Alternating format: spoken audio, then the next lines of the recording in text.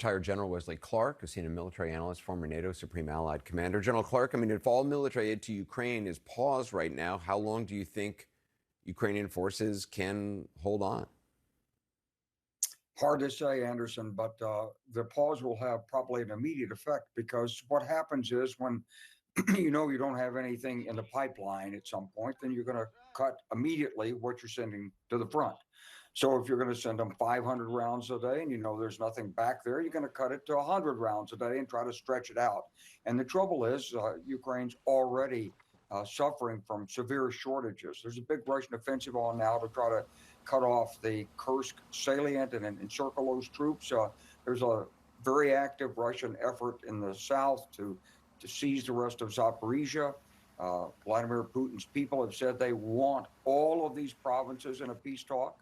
And so by cutting off, at least pausing this aid, don't know when it's going to restart, there'll be an immediate impact on the battlefield.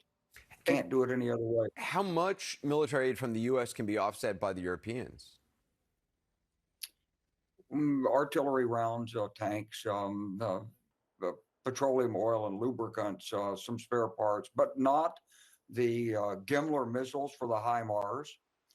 And we don't know really what other sophisticated munitions might be in the way. Patriot missiles, perhaps, some air-delivered ordnance that could be used by the F-16s, the anti-radiation missiles, for example, that have been given. The Europeans don't have those and haven't been providing them. Those are from the United States. But even the things that Ukraine can get from the Europeans, they can't get in the same quantities as if the United States were suddenly to stop supplying. They can't just suddenly double what they're sending. Does it make sense to you that the U.S. would stop cyber operations against Russia? I'm really puzzled by this, but I think the larger strategy, Anderson, is to try to explain to Vladimir Putin, look, America's not your enemy. Please come to the negotiating tables. We'll open everything up for you. We want to be friends. And let's don't let Ukraine get between us. And so he's put on the bargaining table. He's given up all of his cards, possibility of NATO membership, U.S. troop presence, and now assistance to Ukraine. Now, Putin wants Zelensky out of there. So a lot of this is designed to undercut Zelensky's support in the United States and with those Republican congressmen who would say, look, if you get rid of Zelensky right now in the middle of a war, in the middle of these negotiations, it's just chaos. Anderson, we've seen this movie before. In 1963, we got rid of the South Vietnamese president. We thought he wasn't competent. People didn't like him. He might be corrupt. His brother-in-law was a bad guy. His wife had too much makeup.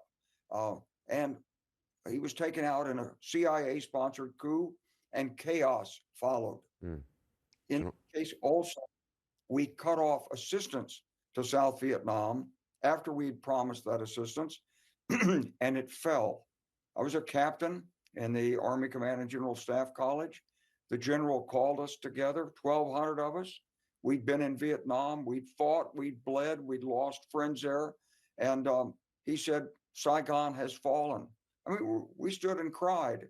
You can only imagine the impact if Ukraine cut off from U.S. assistance, put on the platter for Vladimir Putin, collapses in the middle of these talks or trying to get these talks started, and there's a wave of refugees and what Russia's going to do to these people that stay behind. U.S. credibility is on the line here. It's not just U.S. security. It's the value of the dollar. It's U.S. ability to enter into any contracts anywhere. You can't treat people this way. So I hope President Zelensky will quickly apologize. Hope the Trump administration will realize this is a bridge too far and understand if you want negotiations to be successful with Putin, he's going to be very, very tough. Yeah. You've got to have some cards to play. General Clark, I appreciate your time. NATO membership on the table. General Clark, thank you.